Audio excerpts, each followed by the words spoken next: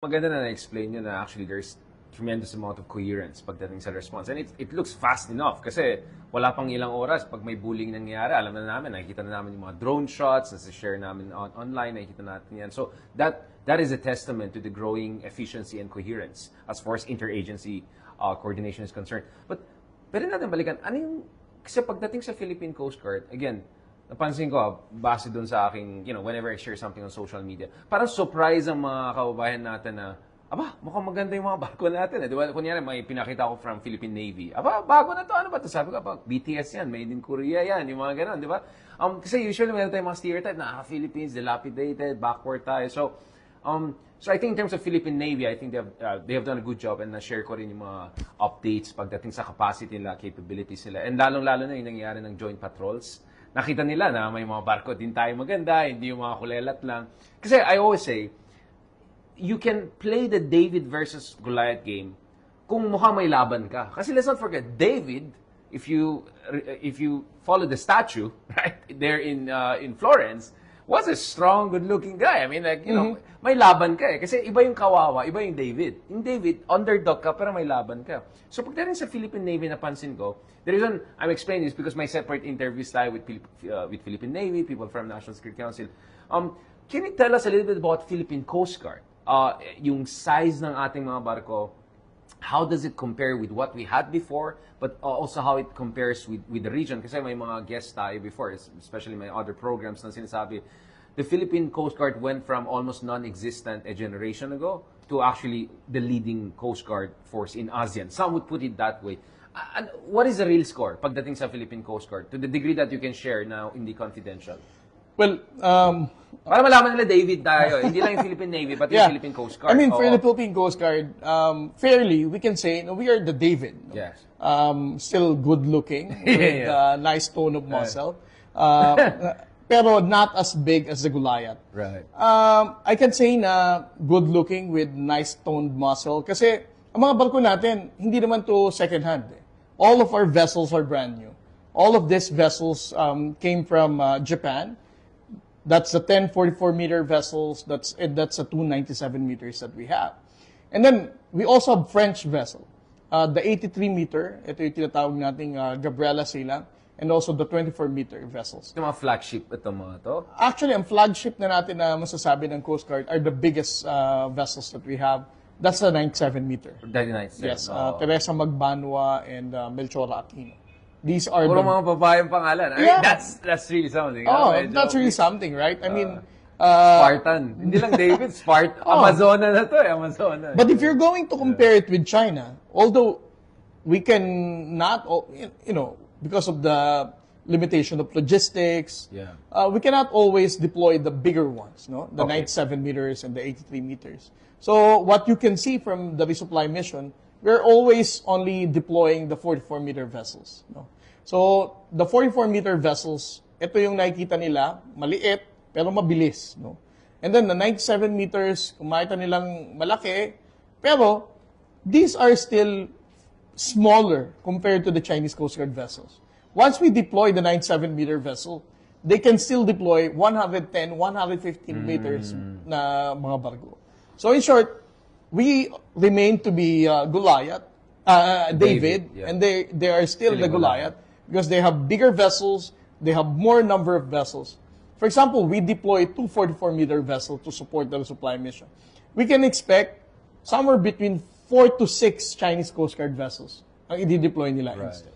But if you're going to become a Coast Guard that uses your water cannon to prevent unlegitimate operation and endanger the lives of people, definitely you're not a Coast Guard organization already.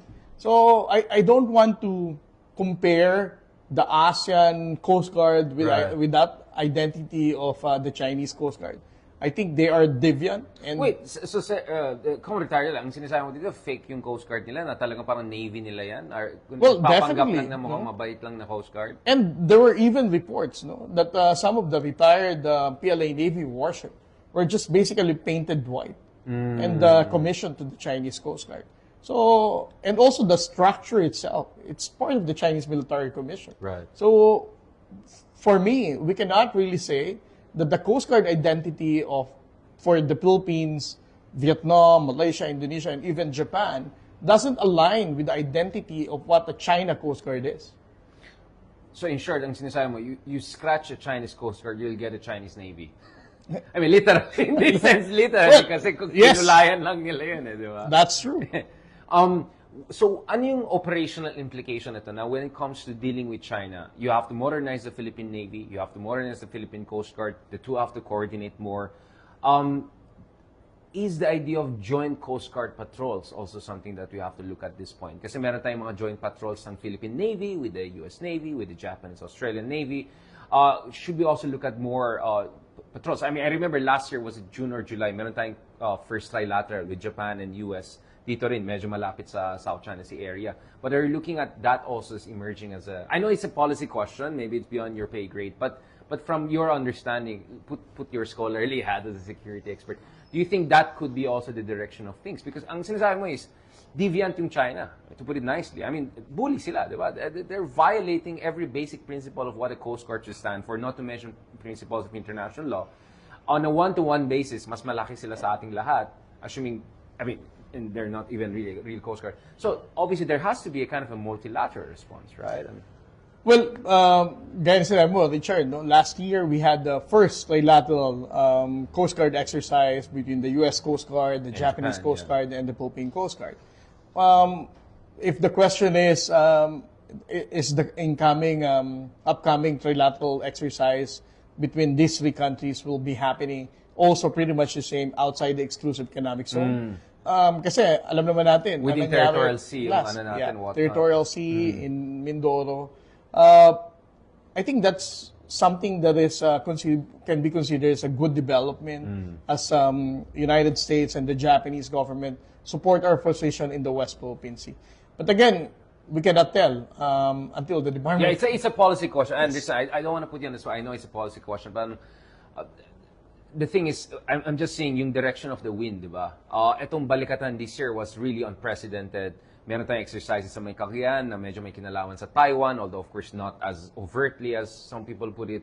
And then of course yung first time, meron tayong trilateral patrols with France din. Even the French were involved in some of these patrols in the South China Sea. So the idea is naturally, perhaps, you could see also the same thing on the Coast Guard front. I mean, that's where my question is coming. Pero natin balikan ng konti kasi, sorry dun sa mga nagla-live, medyo nagka-cut yung, ang taas kasi nung quality.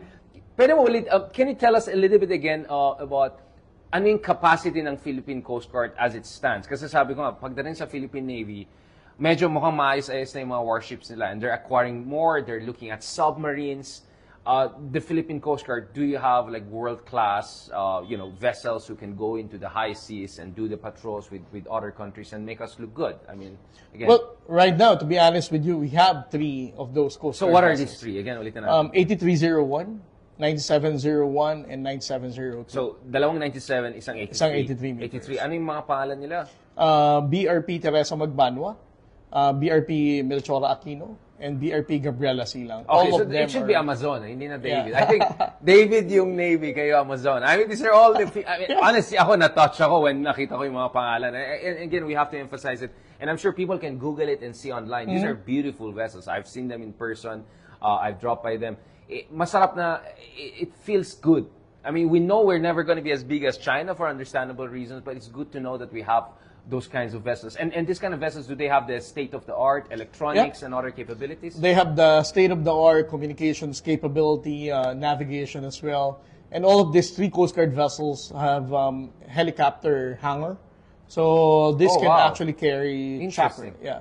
Interesting. Oh, wow. So you can do like Mission Impossible movies Yes. and Tom Cruise can come in. Okay, now, speaking of feeling proud, that's what I felt. Kasi, syempre, I've been covering West Philippine Sea for 10, 12 years as a journalist, no?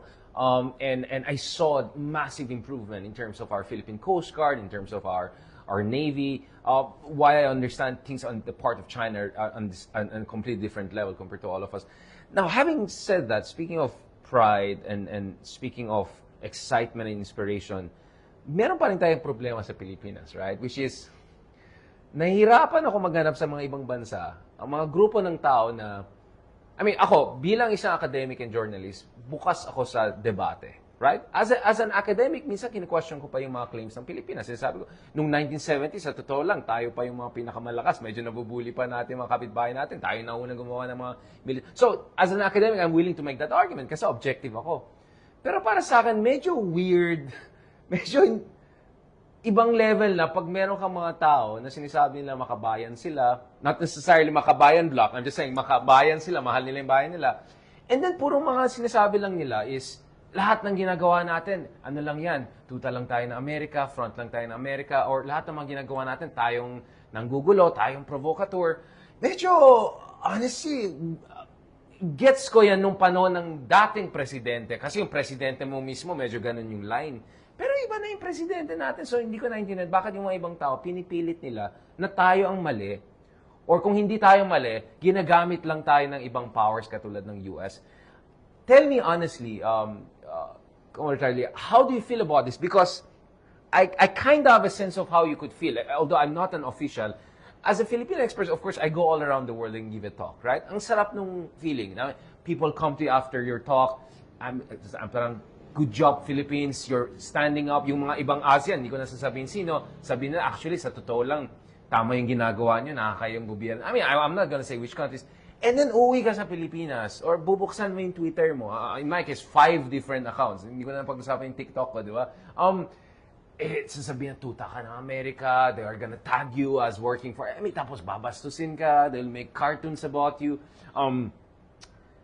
Tell me honestly, how do you feel about this? And what should we do about it as a democracy? Obviously, kung siguro China tayo, Vietnam, alam ko na yung sagot, di ba? Pero, demokrasya tayo eh. Sorry, I'm putting you on the spot. But I think, ito na, real talk na tayo. I think the first part of this interview was really geopolitics. Ito, mag-real talk na tayo, Commander Tariela. First of all, how do you feel about this? How weird or how, dispiriting this could be? How do you keep it going? I mean, what is your inspiration that keeps you going and keeping you strong and keeping us David, di ba? And then, what should be done about this? Medyo nakakaloka to eh, di ba? Well, una sa lahat, Richard, no? Since we started the transparency strategy, naniniwala ako na more Filipinos now have become more aware of what's really happening.